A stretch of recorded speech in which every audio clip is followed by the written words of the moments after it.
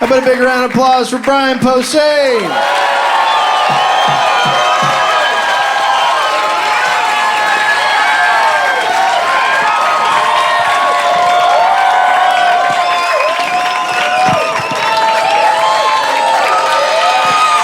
Holy shit. Yeah, we'll see. I hope it works out for you. Yeah. Oh, man. God, when you guys scream like that, my wiener got all weird. Not like a hard-on, but like the reverse. Fucking like, "Brr! What's happening? Screaming." So we've been doing a lot of drinking on this tour, and I'm sure it's not going to end tonight. Tonight will not be an exception. So I'm hungover, and I got baked in my shitty hotel room before the show. So I just feel like I could pass out at any time. So if that happens, alert the management, or just draw dicks on me. Because that's what I would do to you. Because I'm a good friend. Draw a giant arrow on your back, pointing at your butt, going, "Put wieners here." Because I'm a bro. Oh, man. So I've been a dork for 30 years. Some cheer, but others of you are like, "You're older than 30, bro." I know, I'm 38, but I don't count the first 8. Because you never look at a little kid or a baby and go, "What a fucking nerd. That baby will never get laid." You just saw your last vagina, baby. Hope you liked it. It's gonna be a while. I'm a different kind of dork. I know there's metal fans here. I'm a total metal dork. Oh, Jesus. Is Deicide over there? What the fuck? That was frightening. More demons over there. Oh, no. But I'm a huge metal dork, and I actually wrote for my school newspaper when I was a kid, because what else was I going to do? And I got to interview bands, and the thing I realized about interviewing metal bands when I was 15 is I'm the last guy they want as their #1 fan. You know what I mean? They work their asses off learning their instruments and, you know, sweating it out in the garage. And they're doing it for, how do you say it, pussy? And then I'm backstage going, "You guys rule so hard." They're like, "I quit." So I actually got to interview the band Wasp when I was a kid. Remember that? Fuck like a beast, yeah. They suck.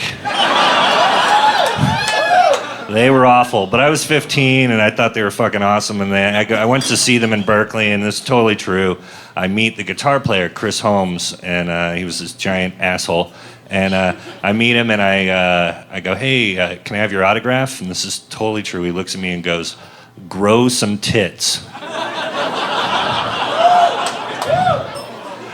And I was crushed. But then I'm like, that's the only thing stopping me from being a hot lady?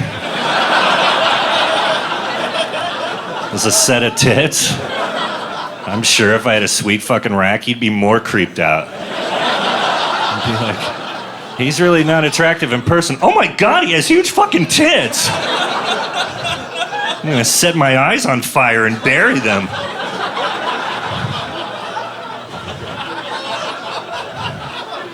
So now, I've been smoking pot for 20 years, so now I kind of have tits. So I'm thinking of hunting down Wasp on the reunion tour and get him to sign Lefty. "I did what you said, mister."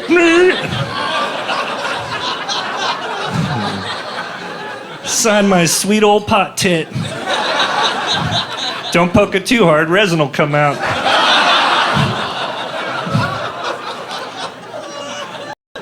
So, I just got married. Yeah. Sorry, fat dudes. There's always guys booing, and I'm like, weird. Do they want to fuck me? What the? Why are they booing? That's so odd. They just hate marriage. Yes. It's not that they want my sweet ass. So I have a cute wife, and I'm not a cute wife. And people see us together, and are always like, how'd he get her? Which isn't a nice thing to say to somebody at their engagement party. I just can't wait till we're both 80, because you never look at an old couple that have been together forever. You never look at two 80-year-olds and go, how'd he get her? He must have a huge old cock to pull down that 80-year-old tang. You know what? If you're groaning at 80-year-old tang, fucking strap in. It gets worse.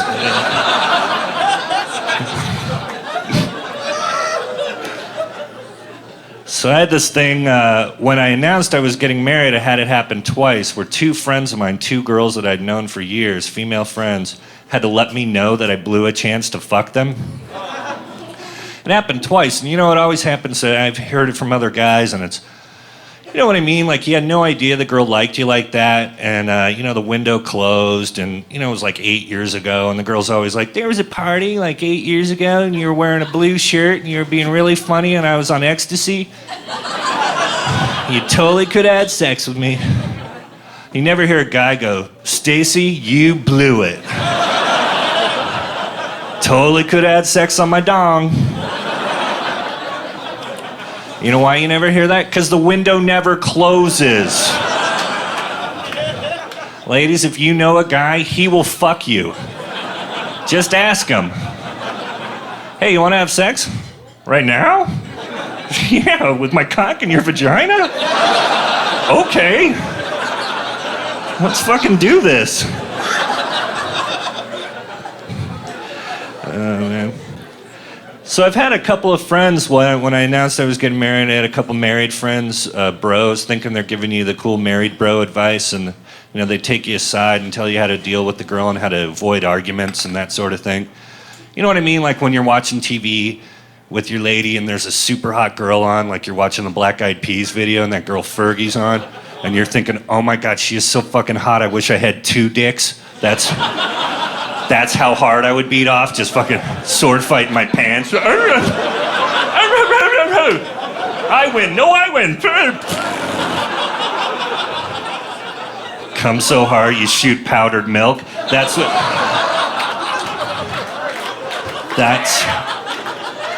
But your lady's like, do you think she's pretty? And you're like, no. She's got a hard face and she's got weird tits and so you're always ready. I'm always, you know, and that's the thing. Like, I lived with my girl for 3 years, so I'm ready for those kind of things. Like, whatever's on TV, I'm ready to fight her back. You know, like if she goes, I'm just prepared. So I'm like, know how to answer her. I'm like, yes, honey.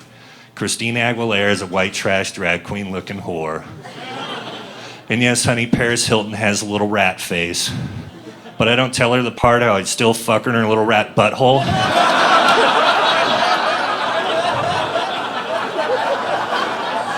Keep that up here. That's our secret brain. The lady doesn't need to know about the Paris Hilton rat butthole fucking party we got going on up here.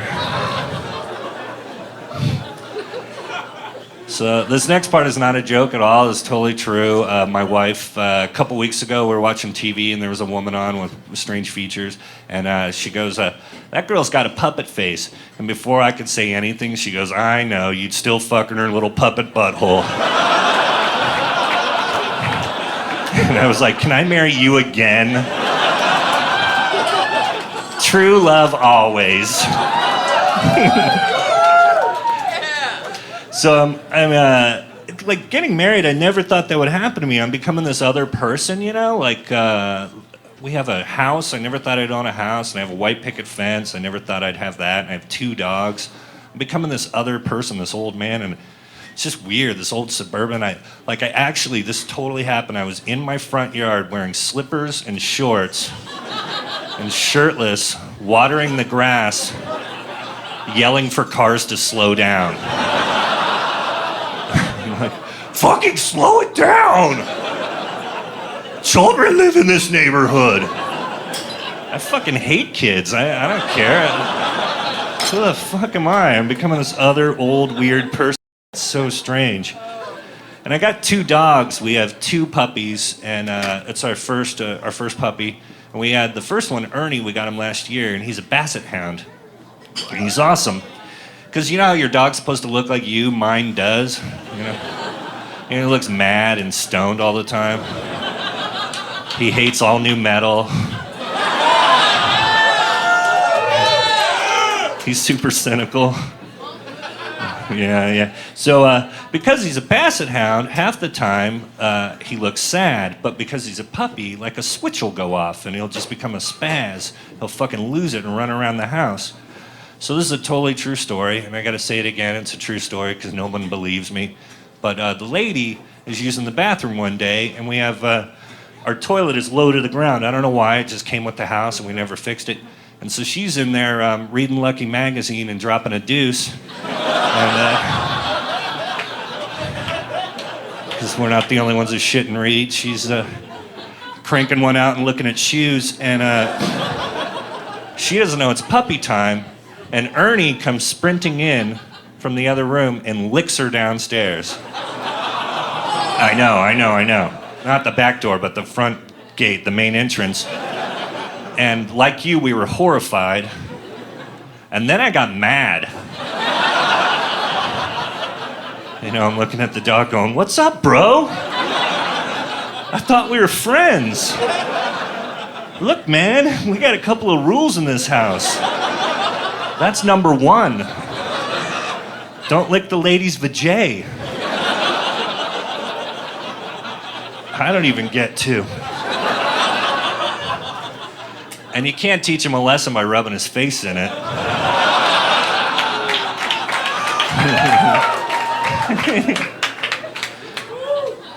Puppies are great pets. They're awesome, but they're horrible roommates. You know, because even the worst roommate you had in college, you know, might eat your pizza, but he won't eat your shoes and shit in your hat. Having a puppy is like living with a crazy homeless person. So you never know what you're gonna get when you get home. He's just fucking laying there going, I ate all the toilet paper, so I had to wipe my ass with the couch. Oh, look at that, I got a heart on. For no reason at all. You know what, I'm gonna go fuck me your pillow. Take care of this.